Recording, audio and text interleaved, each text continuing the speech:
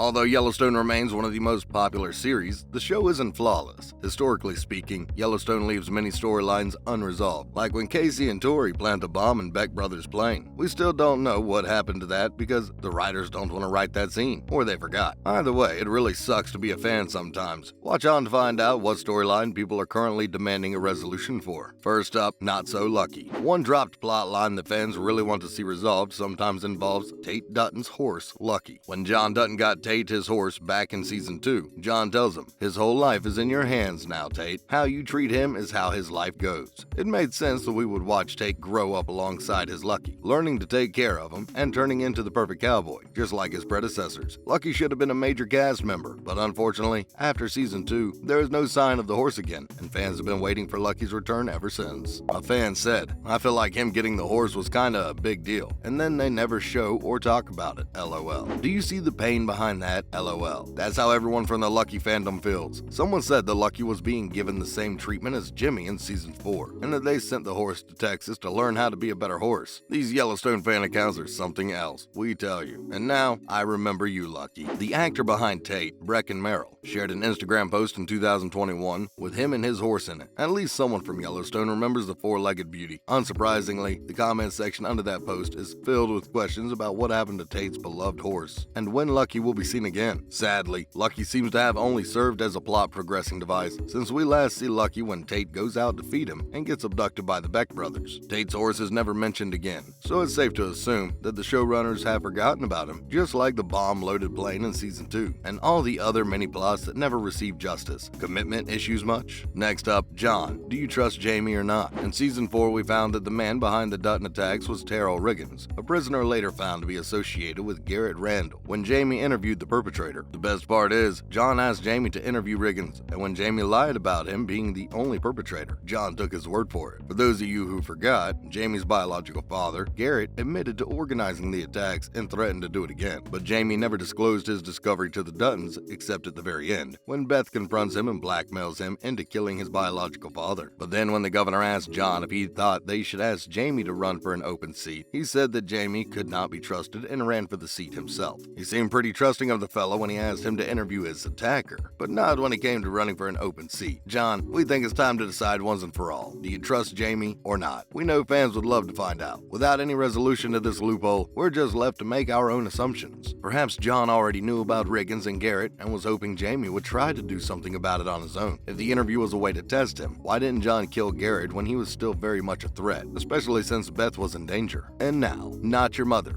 America outraged. Kelly Riley laughed about the angry Yellowstone fans that came at her for not letting Carter call her mama. She plays Beth in the series, and due to being unable to give her husband, Rip, a child of their own, her character is a little sensitive about the entire issue. The actress says that she respects Beth for trying not to replace Carter's mother, because she knows she can't be one to him. At least not yet. "You had a mom. She died. I can't replace her, but I'll be your friend," is what Beth told the child. Although it's harsh, at least Beth isn't acting like an evil adoptive mother like Matt Kagathel. Okay, weird comparison, but we hope Beth forgives herself for not being able to have children and moves past that in season 5, so that she might eventually become a motherly figure for Carter at some point. Now that we think about it, is Carter really an orphan with no family left? Like no aunt or secret grandmother at all? We hope season 5 tells us what comes of this, and this doesn't end up being another forgotten storyline. That's all about some Yellowstone storylines fans want answers for. Now let's move on to some other related news. Next, in other related news, a genuine change in the timing or a rookie mistake accidentally misplacing the 2 and 3. Paramount Plus announced recently that the title for its upcoming Yellowstone spin-off series, 1932, has been changed to 1923. But why did this happen? Did some intern make the wrong meeting minutes? Or has the timeline for the series really been altered? According to the creators, it's the latter, so rest easy, no intern is being fired from the network. A few new elements in the main arcs have been added during production, which explains the changes in the series title. The spin-off will cover the end of World War I in 1918 and the beginning of Prohibition in 1920, which certainly had lasting effects on the plot. By setting the story closer to those times, their effects on the plot will become bigger and more immediate. 1923 will follow the struggles of the Dutton family's next 2 generations as they struggle to survive the Great Depression. Lawlessness and prohibition and a cattle theft epidemic, all of this is happening under the shadow of Montana's Great Depression, which predates the country by almost a decade. History geeks, are you excited? And now, the cast revealed. Apart from the series regulars, Guy Caster, Lainey Wilson, Lily Kay, and Don Olivieri, Olivieri have hopped on the horse for Season 5 of Yellowstone. And no, that horse isn't lucky. Castor will play the character of Rowdy, a young cowboy, and what an attractive cowboy he will be. Lainey, who earned her Song of the Year at the ACM Awards, will play a musician named Abby. Hiring a singer to play the part? Very sensible. Then we have Kay, who will play Clara Brewer, the new assistant for one of the Duttons. Lastly, Don Olivieri will play Sarah Atwood, a competent corporate shark and a new arrival to Montana. For the first time since Season 3, Josh Lucas will return as young John Dutton, and heavy use of flashbacks is expected because he'll be joined by Kylie Rogers as young Beth and Kyle Red Silverstein as young Rip. In addition, Jackie Weaver is returning as Carolyn Warner, with Mo Brings Plenty and Wendy Moniz promoted to series regulars as Mo and Lionel Perry, respectively. What does Mo bring plenty of? We may never know. So when's the next season airing? The Dutton family is returning sooner than you imagine. As of now, Yellowstone is set to return at Paramount Network on Sunday, November 13 at 8 p.m. ET. Production is more than halfway complete, so hopefully there won't be any delays in the season premiere. At least, we hope so. Season 5 will consist of 14 episodes, divided into 2 sets of 7 episodes. This season is going to be the biggest one yet, but we don't know yet how long it will be before Part 2 of Season 5 is released. And finally, Ian Bowen's Teen Wolf returning this year. Ian Bowen, who plays Ryan in Yellowstone, also played Peter Hale in the supernatural thriller Teen Wolf. Even though the last episode aired in September 2017, the series is coming back in a reunion movie sometime this year. The expected date is around early winter, but nothing has been confirmed yet. On March 21st, 2022, the Teen Wolf HQ in the San Fernando Valley in Los Angeles officially began production. The first week of filming took place on existing Beacon Hills set, after which the actors moved to Capitol Art Studio and other locations. Dylan O'Brien, who played our beloved Styles, is visibly absent from the set, and Derek Hale's son, L. Hale, is said to be the newest member of the Werewolves. The movie will continue the adventures of Scott McCall's pack in Beacon Hills and will be centered in 2026. More than 12 years after the events of the Season 6 finale, the plot follows a new evil that has emerged, leading to the now-adult version of Scott McCall using his leadership skills to call on allies, banshees, were-coyotes, hellhounds, kitsunes, and every other shapeshifter in the night to fight it. Teen Wolf fans, are you ready? We know we are. That's a wrap for this video. Do you like the cast for Season 5? Is there a loophole you wish the creators would do something about? Are you a part of the Lucky fandom? Let us know in the comments below. Make sure to give this video a thumbs up and subscribe to our channel for more videos like this. See you in the next one.